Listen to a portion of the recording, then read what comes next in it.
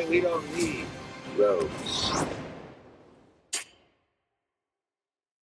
Hey man, seriously, what a pleasure to meet you, man. Congratulations on everything. Thank you. I'm going to start out with kind of a strange question. You know, oftentimes when actors blow up with an amazing role, you hear stories. Robin Williams tells a great story that he couldn't walk around without someone screaming, "Hey, Mork" at him, or like a catch line or something. Sure. Have people started screaming "Yes, Chef" at you yet? I get a lot of chef, which is so nice, and I get it, especially like I went out to eat maybe 3 days after the show came out. Went to this restaurant in my neighborhood I like to go to, and everybody, chef, and since then, being in other restaurants, you know, I feel so lucky. I feel like we've really been accepted by the industry, which was our goal. So I wanted to bring that up because I waited tables in my teenage years, and I've always said it's the most important job I've ever had. Sure. Because it completely changed my perspective when I go out to restaurants. Sure. Maybe more patient, more understanding. Totally. I'm sort of curious how it's changed just your restaurant experience, just going in and just sitting down and enjoying a meal. Yeah, absolutely. I mean, I look at it, I knew a lot went into a restaurant before I kind of started studying and getting ready to do the show, but now I really look at every restaurant as a miracle, right? Especially in cities like Chicago or LA or New York, where it's so competitive, and to be that consistent for so much time, any restaurant that's been open for more than a couple of years, I just find it to be really incredible. And also, like, the amount of work that goes into like these cooks and chefs, the repetition, the time, the commitment, it's really admirable. Yeah. I always tell people that at some point everyone should work in the service industry. Sure. But if you're not, at least watch this show to have an understanding of it, because it's so visceral and real in terms of how it represents what's going on behind the scenes, which is fantastic. Yeah, thank you, man. Goes without saying, not your first time in Chicago. No, You've been to no. Chicago a handful of times. Yes. What did you learn about the city during your time on Shameless that you were able to utilize for the Bear? I mean, I love Chicago so much. I love the people, I love the food, I love kind of like the camaraderie of the city. And it was interesting, like I would spend a lot of time here for Shameless, but I feel like I understood kind of like one version of Chicago while I would come visit to shoot Shameless. But then to come do the Bear, I feel like I had like I don't know, a different pair of glasses on or something like that. Like I came to understand the city in a different way because I was really spending so much time in these restaurants, and it felt like discovering a whole new world. You know? But I'm curious, you spent so much time here doing Shameless. Yeah. You had to have during that time gone to like a Mr. Beef or something. Sure. Like is it weird to think back to that time when you were in those restaurants on a completely different show, having no idea of the tie that you would have to something like that? Yeah, absolutely. I mean, we'd like to go out and eat as a cast. We'd always try and go out, you know, for one big dinner each time we were here. We always stayed close to the Portillo's, not far away, so I was at Portillo's a lot. And like La Scarola is this Italian restaurant that I really love and I frequented, you know, when we were doing Shameless, and I went back a lot while we were doing this, and yeah. One of the things that is most incredible to me about the show is just that frenetic energy that you guys are able to keep up. And I know a lot of that is the amazing writing, it's all of your incredible performances, the direction, the editing. So I'm curious as to what it's like between cut and action for the next scene, that downtime when you guys are resetting or doing whatever. What are those moments like? I mean, you know, we built this kitchen that we shot in. Other than the pilot we used a real kitchen, and then we kind of like built an exact copy. And so much of the show takes place there that even if we're like changing to do another scene, like we don't have to wait for lights because the kitchen's lit. It's how it is. We don't have to wait for anything really because the camera's always moving. So even if we're getting ready to do another scene, we'll usually just hang out in the kitchen, and I think that really lent itself to the energy, because like if you really are working in kitchens, you're in this small room for 14 hours a day, and I felt like we were doing the same thing, just like, you know, working through this kitchen. Okay, so forgive my ignorance. It's a testament to how well it's done. I had no idea that the kitchen was a set somewhere. It's absolutely incredible. So is that set in Chicago? Yeah. The stage is here in Chicago. We shot in this kitchen, and they just built a replica. I think they maybe widened it just a little bit because it's so tight, real kitchen. So they gave us a little bit more space for camera and stuff. But otherwise, they just built out the copy. Yeah. But you guys did do a lot of great exteriors in and around the city. The shot of you walking over the bridge is just absolutely phenomenal. Yeah, and the opening. This show, since you guys shot, has exploded. Season 2 is not going to be as easy to film without having crowds gathered around. Maybe. Have you guys started thinking about like how it's going to be a completely different experience between shooting season 1 and season 2? Yeah, I mean, I've put some thought into it. It's really nice to shoot a show when nobody's expecting it, and we felt like we were really in a bubble, you know what I mean? And we were just making the show that we wanted to make. So I have thought about trying not to listen too much to other opinions so we can still try to make the show that we think we should be making. But otherwise, I don't know, I feel like we'll be able to kind of do our own thing. I know shooting at Mr. Beef might get tough, shooting those exterior exactly. scenes. Yeah, because everyone's going to hang around and want to be like the guy at the restaurant for sure, or something. For sure. I'm a big nerd about craft, and I just want to geek out with you for a second about episode 7. Oh, wow, Anyone who watches this show, if you say the 2 words episode 7, they throw their arms up in the air and go, holy hell. Yeah. That oneer is one of the most incredible things I've ever seen in my entire life. Man, what was that like for you as an actor? The rehearsal for something like that? Yeah. The idea of messing up 13 minutes in and having to go back. What was that like for you? I mean, it was so exciting. That wasn't always the plan to shoot episode 7 like that. We had that idea maybe 2 weeks before we were meant to shoot it. So we worked on the script a little bit, changed a few things just to make sure structurally we could shoot it in one shot. And then we did some table reads, just making sure everything sounded right.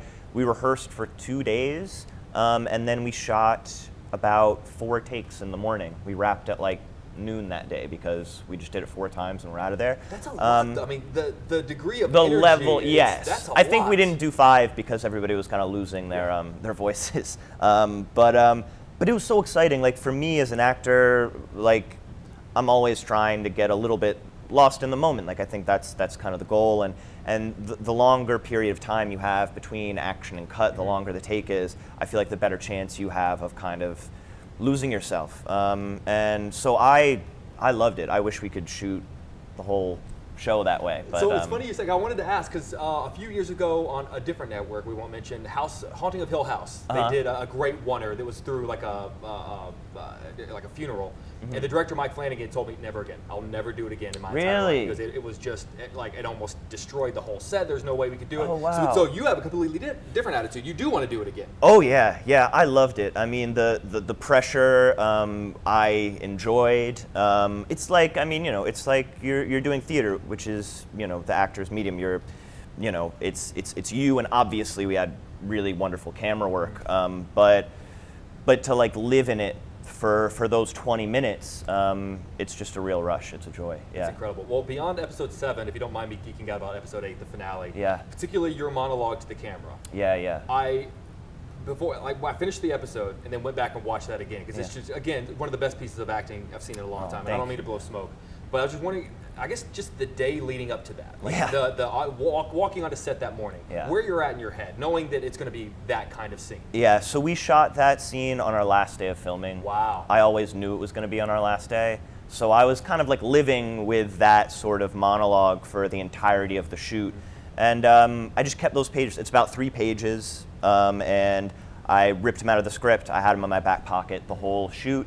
And it was really nice because it feels like a real blueprint to Carmi's sort of trauma, and it felt like a real in. So if I was nervous about another scene one day and I didn't really know where Carmi was at or how he'd be feeling, I would use that monologue and those pages to kind of find my way in. But it was also stressful to have the pressure of that every day, knowing that it was going to be on the last day. I think there was a part of me that maybe just wanted to get it out of the way, Sure.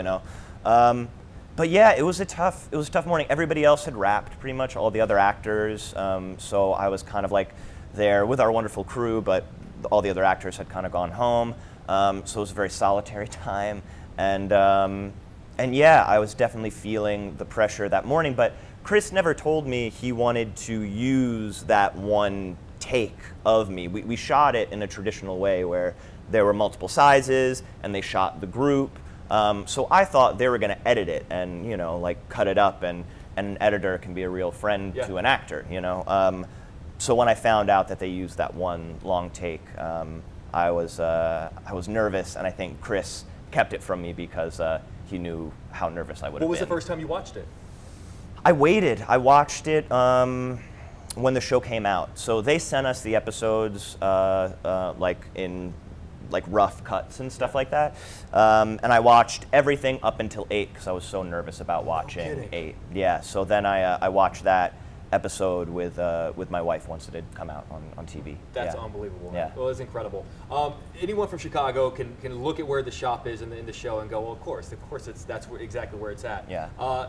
Based on the ending of the show, I'm curious, and based on who Carmy is and what he thinks the bear should be, where in Chicago is the bear going to be? Oh, I think he's, and I'm not sure of this, but I think he's going to take the beef and he's going to totally redesign it. Yeah. So I think he, like, that end of the episode and kind of him looking up at the sign and stuff like that is saying goodbye to the restaurant, but also like having this real closure with his brother and kind of trying to create something new with this space that obviously holds so much history, you know. So yeah, I think they're going to redesign the beef to be the bear. That's amazing. Yeah. A couple more and I'll cut you loose. No John worries. Bernthal does such great work in such a limited amount of time. Yes. Like that role that he has is fantastic. Yeah. More of him in season 2, like exploring that relationship between the two of them? I don't know.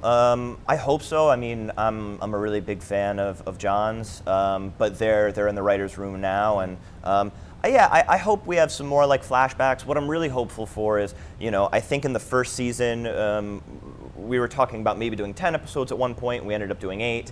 I know Chris Storr and Joanna Kahlo are writers and directors. Wanted to have some kind of like some episodes that focused entirely on like other characters. So I'm hoping that we have like an episode that's sort of from, you know, Tina's perspective or from like Marcus's perspective or Sydney's perspective, and everybody else is sort of like then secondary in their kind of like story. So I'm hopeful we get to do something like that. But with John, I'm not sure, but I hope I get to work with him again. Well, I feel like he's excellent. What you're talking about is like Atlanta did something similar where they kind of introduced a multiple, you know, a cast and then started going in different directions, which made it even stronger, which I think is fantastic. Yeah. I'll cut you loose on this. Because this is such a Chicago show, Yeah. You know, I'm thinking season 2, and I hate to like put story ideas in your head, but I can't help but feel like it'll be a failure of a season 2 if a local entertainment reporter doesn't walk into the Bear and order something. Yes. So I'm just saying, you should probably be in there. I mean, I didn't say me, but if you're saying me, at some point a local entertainment reporter needs to walk into the Bear and order something. So you got it, man. I'll make. If you need someone, I'll work for rate. I'm union, so okay, cool. We got it set. I'll make some calls. All right, and I can even do the one shot because I'll do the one shot over and over again if we need to. Good. Jeremy, an absolute honor, man. Pleasure, Congratulations on the show. Thank you you for everything. I appreciate you.